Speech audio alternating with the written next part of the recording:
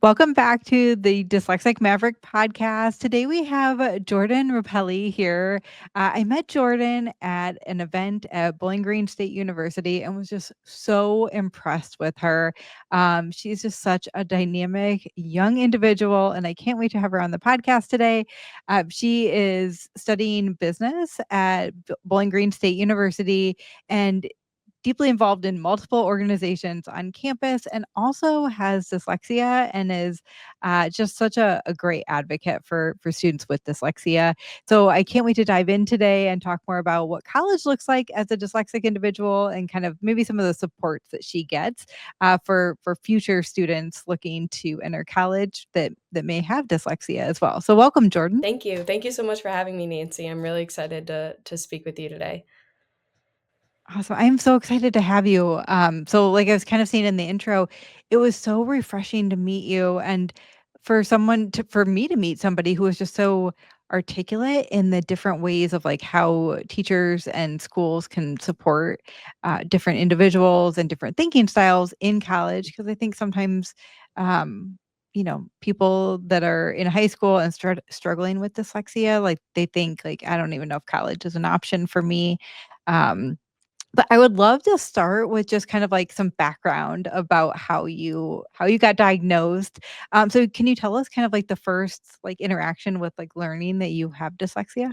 The best story I have was my in first grade. My mom tells the story all the time. We were reading some children's book, and I couldn't read the word dog. It was on the page. I was spelling it out. I got it finally, and then we turned the page, and the same word was on that dog was on that same in the same sentence, and I still could not get it. We had to sound it out again. So my mom kind of realized that something's not right here. So in first grade, both my teachers and my mom met, and they kind of realized that I had some issues with reading and stuff. So in second grade in 2010, I was diagnosed with dyslexia. So that was kind of a big event in my life, and we actually kind of realized that we think that my dad has dyslexia pretty severely. When he was younger, he was put in kind of the special education classes, so that was kind of very eye-opening for him because he was like, "Oh, I probably have dyslexia." And then we think on my mom's side that maybe her grandpa or herself had mild dyslexia. Interesting. So potentially both parents. Uh, Yeah. which and we know dyslexia is very genetic, right? So Hmm. it's definitely from one of the parents. So Yeah. interesting. So how did you in second grade, how Mhm. did like do you remember how you felt learning about like the fact that you had dyslexia? Did you understand it? I would say yes and no, because it was just I was so young, but I think I once we figured out that I was diagnosed with dyslexia, it opened up or it answered so many questions. I had reasons why I felt I was struggling or behind in my reading levels, or my peers were always ahead of me. I had answers as to why I always felt behind or wasn't keeping up with everyone. The simple thing of, dog spelled out on one page and then it looks like a whole new word.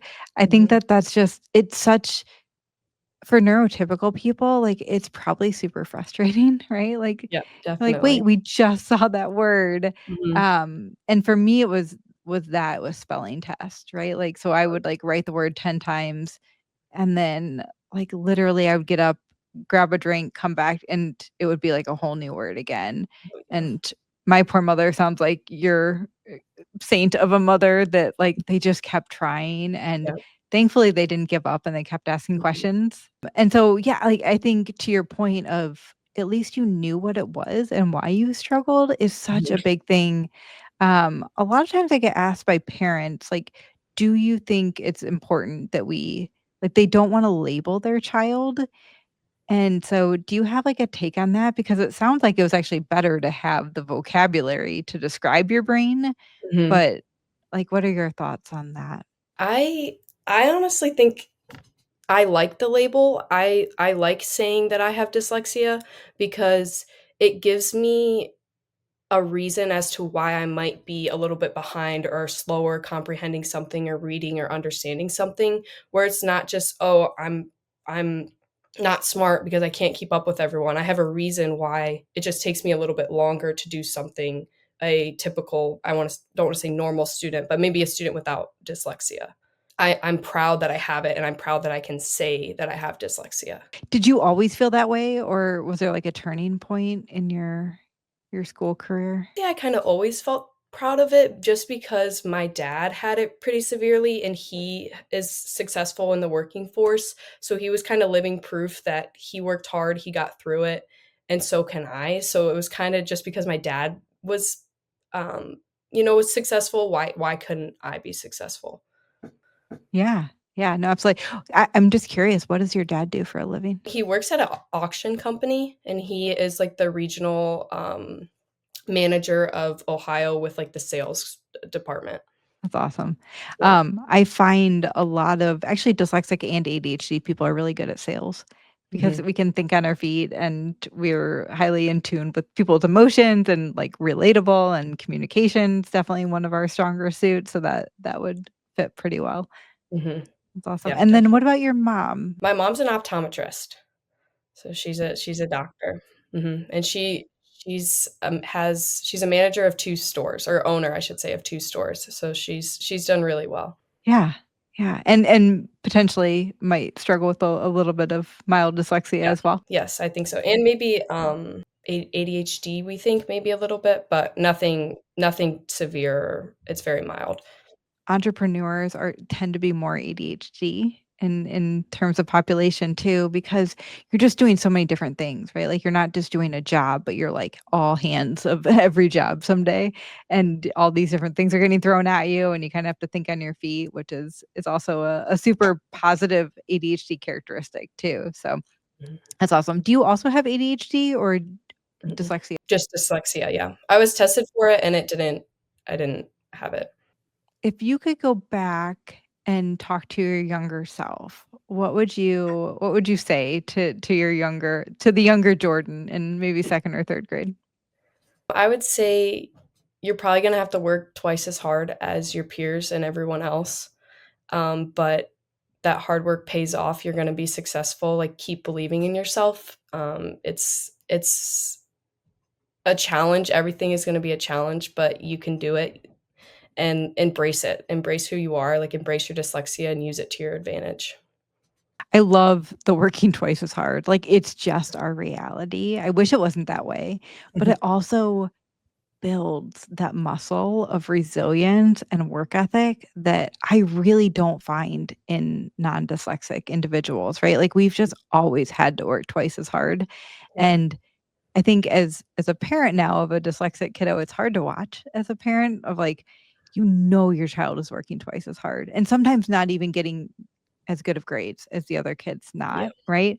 right. Which is frustrating, but it builds that muscle of work ethic that is so incredibly important and really does stand out in the work world as well. So Mhm, that's awesome.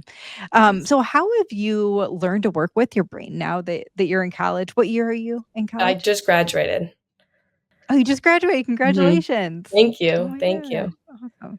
Okay, so your college career, like, how did Mhm. you learn how to work with your beautifully wiredly different brain?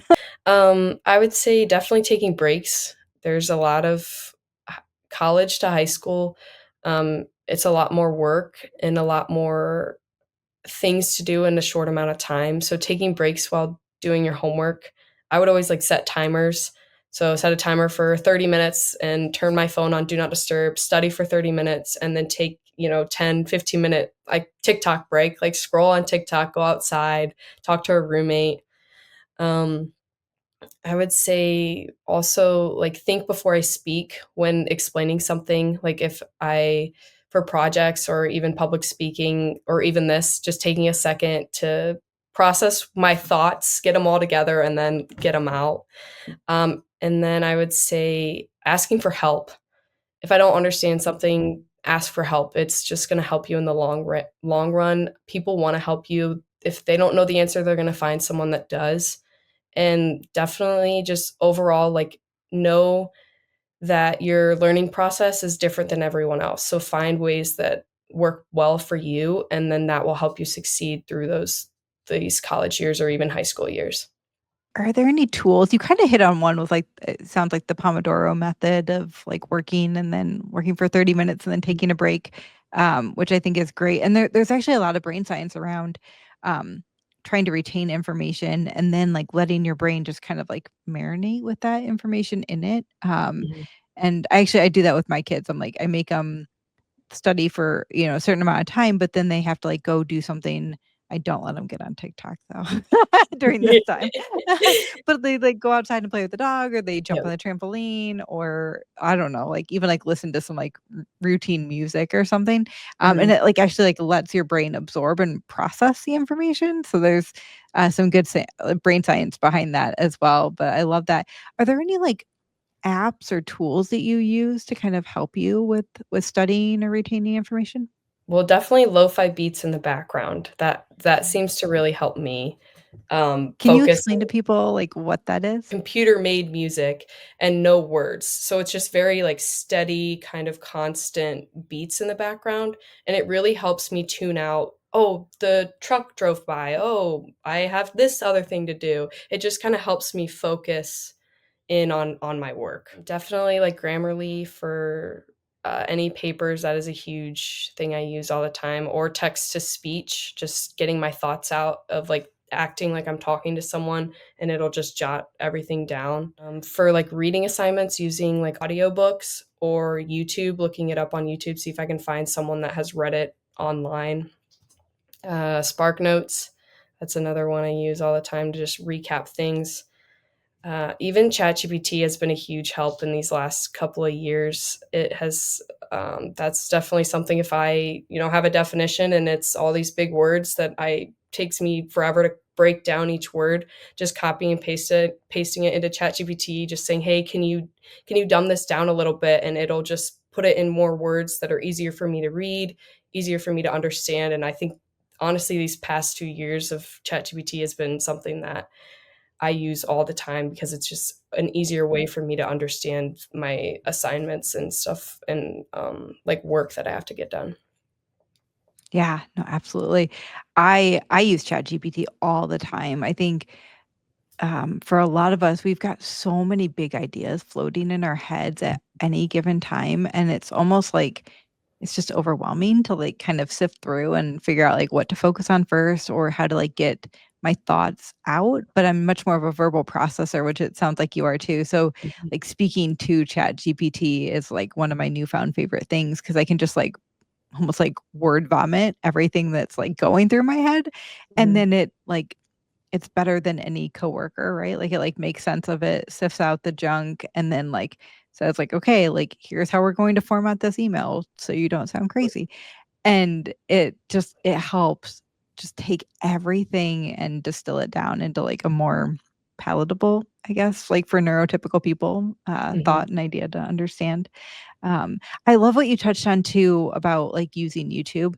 I think this is such a critical thing, and it's not like it's cheating, it's just an extra layer of understanding. When you can Google something and understand, like, my daughter was taking biology and she was trying to understand, like, cell regrowth and how it splits and reproduces and whatever, and we could find a few videos that, like, brought it to life in a visual way that yes, she was reading it, but, like, understanding it and seeing it was just the next level, and then it all clicked, and so I just really, like, I always encourage people, I'm like, "Just Google it or listen to a podcast even." Like, maybe somebody else explaining it to you is what you need to kind of, like, absorb it in a different way.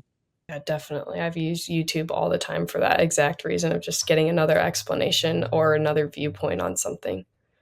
What was your major in college? I was, in the College of Business, and I specialized in insurance risk management. Interesting. How do you think your dyslexic brain, like, plays into risk management? That's a tough question. And this was Um, one that we didn't script out, so I yeah. apologize No, in you're okay. advance for this one. You're okay. I think it's risk management, you gotta think of different ways that different, um, accidents or, um events happen. And I think kind of with the dyslexia, having that, creative brain or creative thinking and different look on things, it really can help within the risk management part and even insurance solutions to maybe some risks. Especially, like, seeing different ways that risk could happen, I think, Yeah, like, different patterns is probably, like, one thing that, would come to mind for sure, and I think that's where you're going too, is, like, yeah, you can see different ways that it would play out and maybe a different it's almost like we're looking at, the world through a different set of, like, eyeglass lenses, right? So we see things and things pop out in a different way for us. So with that major, where do you have a career path yet? Like, do you know where you're headed after college, or what does that look like for you? yeah. I actually have a opportunity at a insurance company in Cleveland called Westfield. I'm going to be doing claims. I worked for them or interned for them last summer. So I was actually offered a full-time position to work for there starting in June, which I'm really excited about. Congratulations. Thank That is you. Thank amazing. you. This is I guess, another off scripted question, but do they know that you have dyslexia? Mm-mm. They don't No, know I have okay. dyslexia. You worried about that? Yes and no, just because claims is very, listening to the insured and writing down, what I've talked about with them into the notes and stuff. But from the internship, I felt I could do it. I figured out ways to do it. So I haven't said anything to them, but I think if I needed to, I definitely would. It just hasn't been something that has been like brought up in conversation. I think it's great. So, uh, being an HR person for years, I think that the tides are kind of turning as far as like people disclosing and talking about it, right? Because Mhm. it's not as much of the negative stigma as it used to be. I think we Mhm. still have a long way to go for sure, but the younger generations coming into the workforce, like Gen Z, up to 40% of Gen Z believes that they might have a neurodivergent condition, and 22% have been diagnosed. So the workforce is absolutely changing, and for any leaders listening to this, like, this is the future generation, right? Like, everybody coming into the workforce understands that every brain is wired a little bit differently. Now, whether it's significantly different, like dyslexia or not, is different, but, um I think it's just such a good reminder that leaders coming in, like, you're going to have these really intelligent, bright, young superstars, um, that also could make some spelling mistakes in an email, right? Like, that's Yeah, just going to happen, and yeah, yes, there's Grammarly, and yes, there's spell check. I don't know about you, but, like, spell check doesn't even come close. Like, it doesn't know what word I'm trying to say, so it really doesn't help as much as I wish it did. yeah. Yeah, so I'd love to dig in, like, a little bit more about the actual college experience too, because like I said kind of in the intro, it's challenging. I think a lot of children going through high school have a good amount of supports. They've got IEPs or at least 504s to help support them, through the high school process, and then it can look and feel different in college, and quite honestly, some kids are just exhausted of going through the high school process, and so there are some times where I say, like, a gap year is not bad, right? Like, you can kinda catch your breath and just, like, regroup. And sometimes dyslexic kiddos do just so well in the workforce that it really starts to build their self-confidence back up again, where school can kind of break it down a little bit too. Mhm. Um, so any suggestions for like maybe, like a 17, 18-year-old with dyslexia that's considering going to college? I would say it's definitely it's gonna be hard, but you did high school, so you can do college. It's a completely different ballgame. I don't wanna scare you, but it's definitely a completely different, um, style. It's a lot of, like, exams. I really struggle with exams because in high school, they're 1 to 2 chapters, where in college, it can be 3 to 4, it can be half the semester.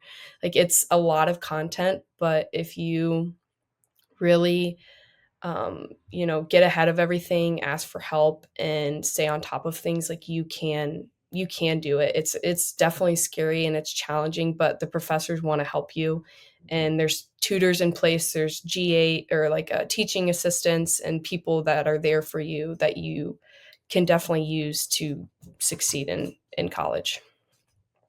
That's awesome. What type of supports or accommodations did you have in college to help you?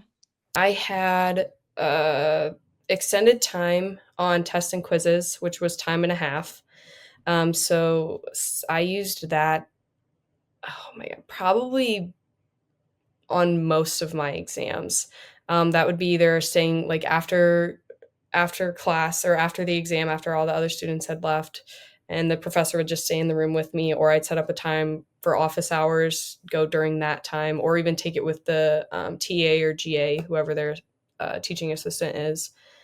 That was a huge, huge one I needed just because the exams are so much bigger than they are in high school.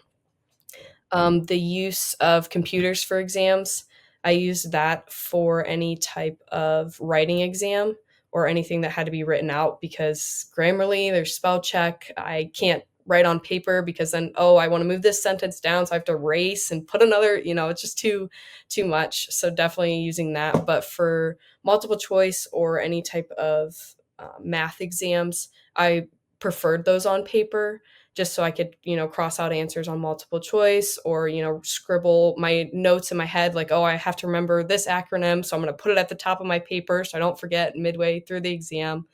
And then class notes. This was just because it's, difficult for me to write the slide down, but then try and take the notes from the professor. So this was just a sheet of paper that I really used this mostly, I would say, freshman year. And it was a sheet of paper that got passed. I would take it up to the professor after class, and then the next class they would pass it around, and students could just sign up, and then they'd email me their notes, which was really helpful, like my freshman year. But then once my sophomore year, junior year, I kind of started to know people in my classes and could ask for their notes, which was a little bit better. And then I got early registration for my courses, were my main ones. hmm Interesting. Was there so with the early registration, that's one that I hadn't heard before. What was the benefit of registering early? Just I got into all of my classes that I wanted to. Like Okay. I would pick before even the seniors would pick. I think it was kind of Mm, there in case, I didn't pass a course or something like that. Luckily, I didn't mm. have to do that, but it was it was definitely a huge benefit. I'm not really sure what that stemmed from my IEP, but I was very lucky to have that. Yeah. Did you tend to pick courses that were more in the morning or more in the afternoon? Did you kind of build out your schedule in a way that worked well for your brain? I would say starting out in the beginning of the semester or beginning of the school year, my like freshman year, I kind of tried to have a couple classes every day, like kind of blocks between. But then I kind of found it harder for me to stay focused all day. And then with those blocks, it was just a weird transition from going to high school where you're there all day, where now as a senior, I would do Monday, Wednesday, Friday, and just have like chunks of the day, and then I would have breaks. So I could have Tuesday and Thursday were strictly homework, studying, kind of my easier days, I guess, where I could take more breaks, where my Monday and Wednesday, I felt like I could get these classes out of the way and then relax and then start my Tuesday as a fresh day, reviewing, doing homework and stuff. Yeah. I found that easier as well, of having just almost a full day of classes was Mhm. better to keep me on task than doing half days each day. It was too much bouncing for my brain too. Yeah. And I'm sure it's individual, but that Definitely. certainly worked better for me Mhm. as well. As far as the actual process of transferring a 504 from a high school or an IEP from a high school to a college, what did that look like? Where did you go to a certain office to have them help you with that? I think once I committed to BG, I reached out to the accommodations center. I think I just looked up online, like, BGSU Academic Center, and there was an email, and I think I just emailed them and asked, "Hey, I'm coming there in the fall. What information do you need from me?" And I think it was just IEP and maybe some like, my high school some other paperwork from high school, I'm not sure what it was, but it was very, very easy, and they were very flexible and worked with me. That's awesome. That is I think sometimes it probably seems scary, and also, like, as you're transitioning from high school to college, that's scary in itself, right? Like, most Mhm. kids are like, "Oh my Definitely. gosh, like, what is going on, and Mhm. how is this gonna all work?" And then asking for help on top of it is can be extra challenging, but every college does have an accessibility office, I believe, so, Mhm. like, there are people that are there that are paid to help you, transition, and I'm sure it looks different at every college, um, but I'm glad that you found the process relatively, seamless, and Mhm. I think it always helps to have those diagnoses early too, right? Like, there was no debating if you had dyslexia or not. Like, at that Mhm. point, it was just like, "How are we gonna support Jordan to be the best student that she can be?" Yeah, That's definitely. awesome. That's great. Um, was there any, like, professor that, like, went above and beyond that, like, really, like, helped you kind of, like, learn with your brain a little bit differently or better? I'd say probably my professor that I had this previous semester. It was a very writing heavy class. It was one of my business classes that I had to take before I graduated, and it was kind of a summary of all my other courses. And I went to him at the beginning of the semester and just kind of expressed, "Hey, here's my accommodations." That's another tip. Sorry, I'd go off track really quick. If you have accommodations, go meet with your professor before, like, within the first or second week. I made it a point to either stay after class or go into the professor's office hours and just introduce yourself, let them know that you have these accommodations. Be a familiar face. I think uh, going to face is such a big impact to them rather than just sending it in an email. They know who you are, they know your accommodations. So that was definitely a big something I would give advice on is go meet with your professors, tell them your story, and let them know like what your accommodations are. So I did that with him, and he was very understanding. He offered right in that office hour meeting, he offered that read over my work before I turn it in. He offered to turn in my writing assignments late than the due date because there would be times where it was a 6-page paper due on Wednesday and a 4-page paper due on Sunday. I can't. That's a lot. So he definitely was very lenient with the deadline. I was just very open with him, which was a huge, huge help. And then he offered feedback on my papers, and he would check in with me during, like, before and after class, just, "How's it going? How's this paper coming? Let me know if you need anything." And he definitely just I felt like he understood who I was in my accommodations, and he helped me improve my writing abilities just because we were writing so much. I was getting his feedback, and he just really understood me and just made me feel like I could do it and just gave me motivation throughout the semester. That's awesome. I love that. Mhm, I just think it gives, again, children and, young adults so much hope, right? That, mhm, like, there are professors out there, and I'm sure not every single one of them went above and beyond like that, but it wasn't necessary in every class either, mhm. probably, right? Like, Yeah, but no, the highly intensive writing ones it's a lot for a yeah, dyslexic brain, and you did it, right? You did all the yeah, work, but yeah, being a little bit flexible on some of the other pieces is awesome. mhm, yeah, And, it plays to the dyslexic strengths of communication too, right? mhm, Like, you're a great communicator, you spoke up and advocated for yourself, which is huge. And I think, it sounds like you started doing that at really a young age too, mhm, right? Like, you had the yeah, right vocabulary to use, even starting in 2nd grade. And so by the time you got to college, even probably late high school, I would assume, you yeah. were probably advocating for yourself and speaking up to teachers with what you needed. Definitely, yeah. I felt like if you didn't speak up, you were just gonna sit, in the class and be more confused, struggle more, where if you just went up there and asked for help or asked for clarification, they're gonna give you the time to explain it to you, and it helps you continue to grow and not feel even more behind if you didn't say anything. Yeah, absolutely. Oh, gosh. Okay, so we kind of know what's ahead for you in your next journey. Um, what are your 5 to 10-year goals? Like, what are you hoping to accomplish? 10-year goals. I would say hopefully grow within the workplace, like grow within position wise, or just get my licensing and insurance. Um, hopefully kind of figure out a little bit of what I wanna do. Like, I definitely know I wanna do insurance, but do I wanna do claims? Do I wanna go do adjusting or underwriting? Just kinda maybe having more of a set, path of where I wanna go. Um, and probably hopefully have, just try new things, like find some new hobbies. I'm moving back home, so just, pushing myself out of my comfort zone and kinda trying different things. That's awesome. That's awesome. Well, I am sure you're going to do amazing things, and it probably will be none of the things that you think it is right now, and that's totally good too, right? Mhm. Oh, yeah. Exploring all that the world has to offer. I still don't know what I want to be when I grow up. So, yeah, but it's fun. It's a fun journey to be on. Mhm. Um, so as we wrap up, what is some advice that you would give to the next generation coming in? I know we touched on a lot, and I so appreciate Mhm. you sharing. You shared so many great things in this like really condensed podcast. Honestly, like this was a short recording session, but you hit on so many good things. I know a ton of parents and children alike are going to listen and be taking notes on it. But any final thoughts or encouragement for them? Yeah.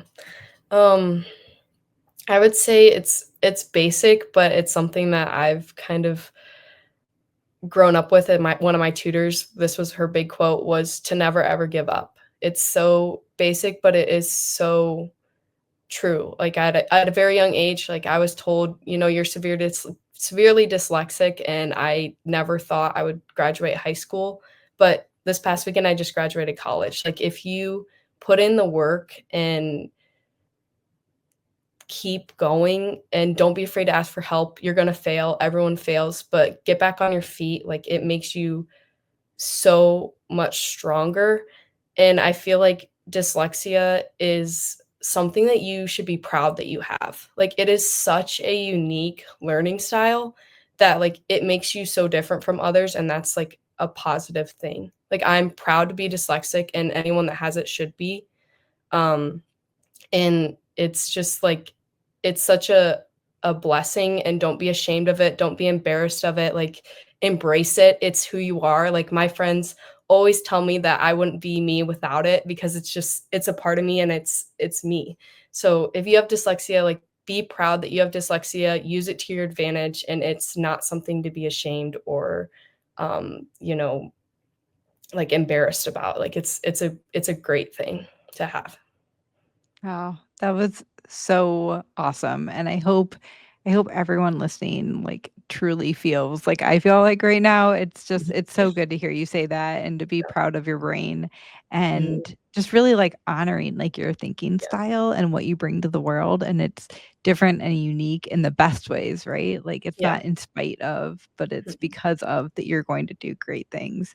Yeah. So Jordan, thank you so much for Thank sharing. you. I can't wait to follow your journey and see what great things you do in this world. I can only imagine the Mhm. profound change that you'll have in the world. So Thank thank you. you again. Thank you. Thank you so much for having me. Until next time, friends, embrace that unique brain you've been given. Thanks for listening. If you like this episode, I would love it if you would consider subscribing. It is literally the best way you can support our work here. And if you're feeling extra generous, take a screenshot and tag us on social with one of your takeaways from the episode. Until next time, friends, embrace that unique brain you've been given.